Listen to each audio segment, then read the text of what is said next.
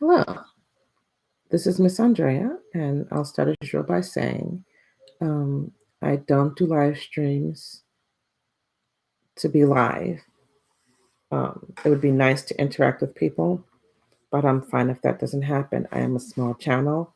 I don't garner that kind of crowd just yet. I do the live streams because it lets me just talk, say what I have to say, and not really worrying about editing later. Um, so, with that said, let's talk about unenrolling your child from school. And here's why we're talking about it. Um, it just is what it is.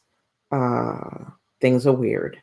Uh, where I live, we are not the biggest hotspot, but I'd say we're the next biggest hotspot. And they've gone back and forth. First, they were going to have kids choose whether to be in school or not. And then they were like, no, we're not doing it.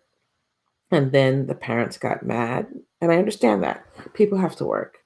And they said, you know what? We are going to send the kids to school and we're going to start in the lower grades and we're going to like ease them in one grade at a time and see what happens.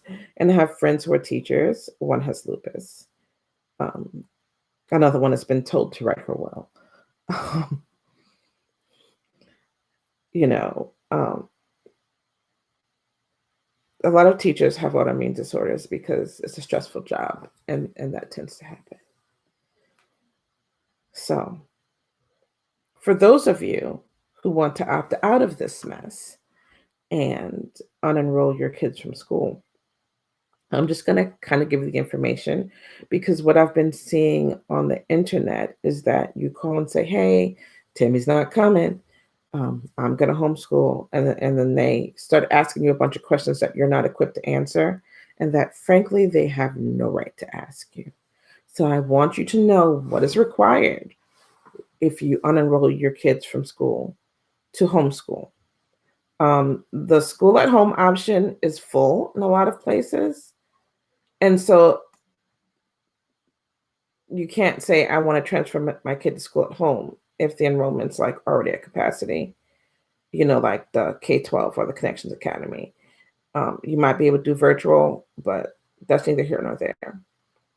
So there are some states where all you have to do is decide in your mind that you want to homeschool and you can start homeschooling your child. Easy peasy. Those states are Idaho, Texas, Oklahoma, Illinois, Missouri, Indiana, New Jersey, Alaska, Iowa, and Michigan. Some of these states, you have the choice to work closely with the schools or to enroll under private schools, but it is absolutely not required for you to do anything but decide you want to homeschool and move forward. So you can be like, I'm not homeschooling. I'm not sending my kids to school. Peace. And you can homeschool. By law, you are required to do nothing else. Um, if your child is enrolled with in schools, you will get phone calls and you will just have to be like, nah, I'm peacing out. Okay. Now, there's a bunch of states where you have to notify your state or school boards in writing. Um, and if you Google homeschooling in my state, um, it'll come up. The form that you need to submit will become available to you. Those states are Connecticut, Montana, California, Nevada, Arizona, New Mexico, Nebraska, Kansas, Wisconsin, Arkansas, Mississippi, Alabama, Georgia, where I live, Kentucky, and Delaware. Did I say some states twice? I might have. But those are the states where, like in Georgia, for example, where I live, you have to submit an intent to homeschool form. You submit it once a year, starting when your child is 6, and you don't have to submit again until after your child is 16. There's some things you need to know about that when it comes to getting driver's license and things, but we can talk about that in another video. Just know that if you live in the states that I have just listed, and all of this will be in the comments, in the description. If you live in any of the states that I have mentioned, you just need to fill out a form. Find the form, fill it out. Homeschool. There are some teacher requirements. Parent needs to have at least a GED in a lot of these states. And some have written into the law that you have to teach your children in English. They're just being catty. If you want to teach your kids in Spanish, that's fine. And then, like English parents do, give your kids English lessons. Us English speaking parents give our kids Spanish lessons. I think that's a catty requirement, but that's neither here nor there. And then there are states where you may actually need permission or curriculum approval by the school board in order to homeschool. And it's different levels for different states. So you need to find the state you live in and get that information. Okay. They are Washington, Wyoming, Oregon, Colorado, North Dakota, South Dakota, Wisconsin, Louisiana, Minnesota, Ohio, West Virginia, North Carolina, South Carolina, Tennessee, and Florida. These are called moderately hard to homeschool states. These states tend to require registration forms. They may require immunization or immunization waivers. They tend to require you to at least register as a private school, which isn't as bad as it sounds, but it still requires a bit of paperwork. There will be hourly and curriculum requirements, and teachers may or may not need certification, depending on which state you are in. Now, the absolute hardest states to homeschool in are Vermont, Massachusetts, New York, and Pennsylvania. They have managed, against all odds, to keep their homeschool laws extremely stringent. I know people who leave New York and go to Jersey to homeschool because it's that much for pain in the butt. However, New York is a state I lived in when I first heard of homeschooling, and people were homeschooling there just fine without too much trouble. You just have to be familiar with the requirements of your state. Okay, you may need to fill out your yearly plan in advance, what you want to plan to do with the child, and you may need to have it approved by an oversight teacher or some kind of board. You may need to fill out yearly and quarterly reports at the end of each period and also have them approved. Testing is required. And there may be restrictions as to who can be in your home. I looked through each state's requirements, and a couple of them, I think New York specifically, was like, there can't be a convicted felon in your home.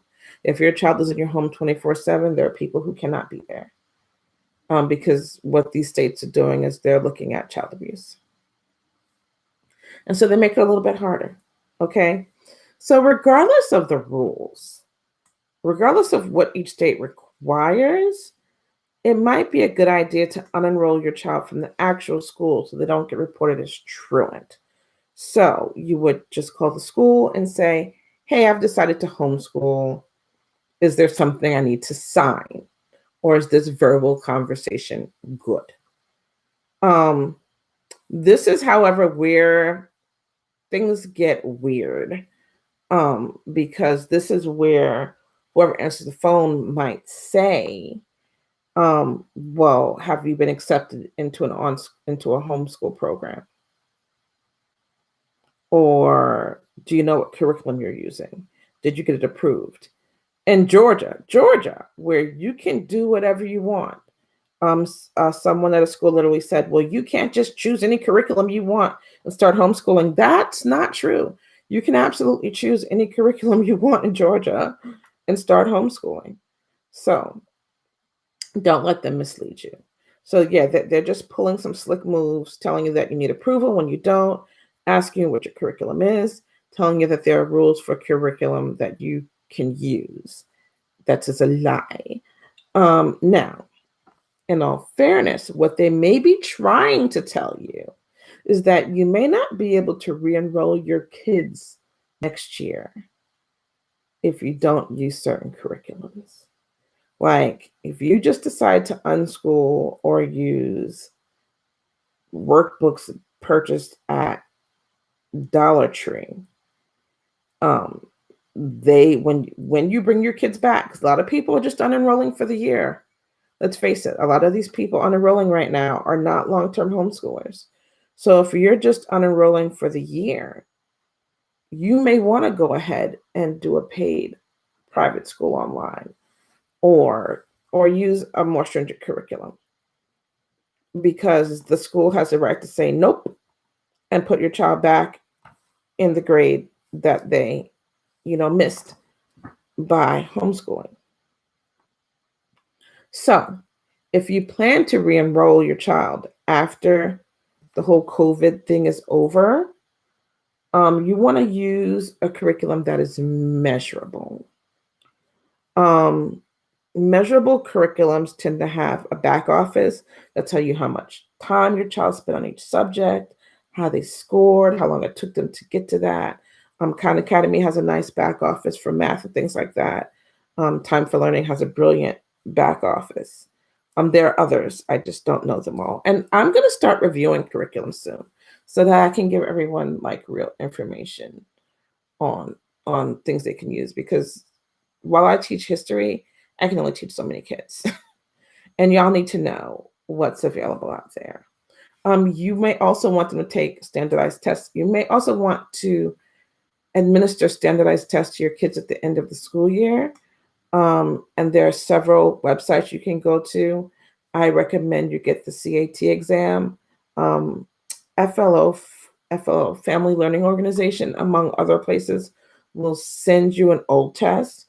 Your child takes it, you send it back, they score it, they send you the scores. You could then take those scores in when you go to re-enroll your kids and say, nah, Timmy's ready for the next grade. So if you plan to re-enroll your child, you do need to take extra steps, in the homeschooling journey, if it is in fact temporary. Okay. That said, so what I do, my day job, is that I teach homeschool history to homeschoolers. And I also do some oversight, year planning, and high school to college planning for homeschoolers. This year, I am accepting 10 online kids to my homeschool program, no matter where you live. I already have one, so that's 9 left. So if you feel like you want help, please contact me to see if I can offer what you and your child need. Contact me in a message and then I'll get to you. IM me, whatever. So that's what I have for today. I hope it was valuable. It's clearly something that needed to be said because of what I'm reading in the message groups. Okay, so yeah, all the pertinent information will be in the description of the video. And talk to me. If you have a specific question, I am here to answer it. I will be doing a live every Friday, somewhere between 1 and 2. And I will be dropping at least one video like Monday or Tuesdays. Look, that's what I got. I teach. That's the best I can come up right now. I'm trying to grow my channel because if I can get monetized on YouTube, I can give more free information. I have more time to put my energy into doing the research to give more free information for what homeschoolers need. So if this is the first time you have seen me, thank you. Come again. If this is the second time you've watched my video, please subscribe. Please subscribe. Ring the bell. And no matter who you are, leave a comment. Shout out what state you live in. And my next video will be about homeschooling in your particular state. So let's play that game. Tell me what state you live in, and my next edited video will be about homeschooling in your particular state. Okay? Till next time.